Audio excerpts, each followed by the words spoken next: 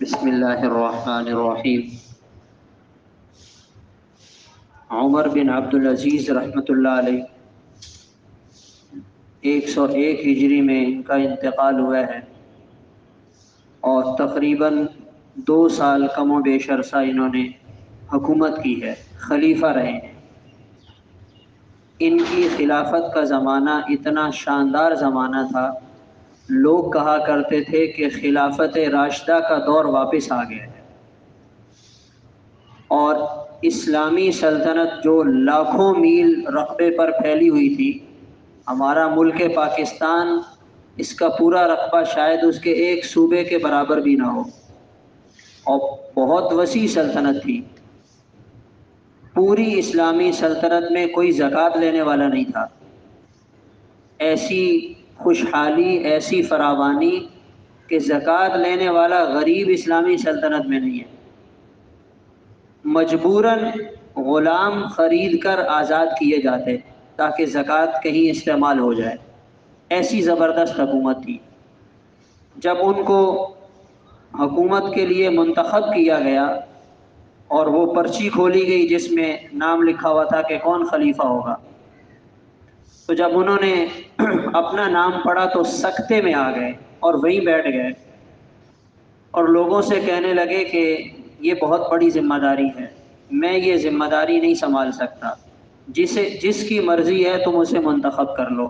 ہمارے ہاں تو جیت جانے پہ جشن منایا جاتا ہے، یہ جشن منانے والی چیز نہیں ہے، یہ تو بہت بڑی ذمہ داری ہے۔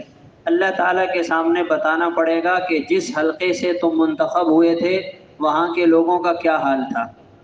پھر اس کے بعد جیسے ہر بادشاہ کا ایک خاص وزیر ہوتا ہے، ہر کام میں وہ اس کے ساتھ ہوتا ہے، انہوں نے ایک غلام کو اپنا وزیر بنا لیا۔ لوگ پریشان ہو گئے، ہم تو کسی غلام کو اپنا چوکیدار بھی نہ رکھیں، اور وہ اتنی بڑی اسلامی سلطنت کے خلیفہ کا پی اے بن گیا۔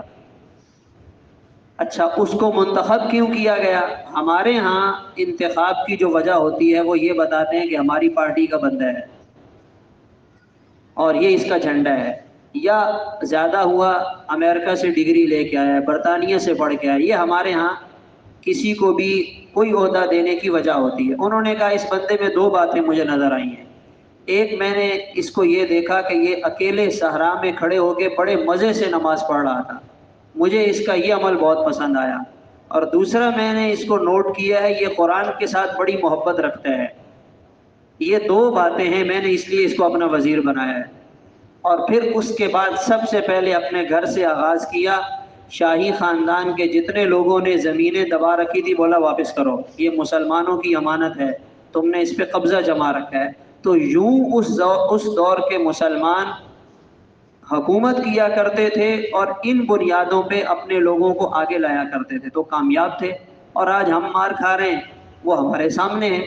تو اگر ہم کامیاب ہونا چاہتے ہیں اور عروج کے دور کی طرف جانا چاہتے ہیں تو ہمیں وہ خیر القرون کے زمانے کے لوگوں کا انداز اپنانا ہوگا، تب کوئی ہمارے لیے بہتری کا راستہ پیدا ہو سکتا ہے۔ اللہ تعالیٰ عمل کی توفیق عطا فرمائے۔ اللہم صلی علی سیدنا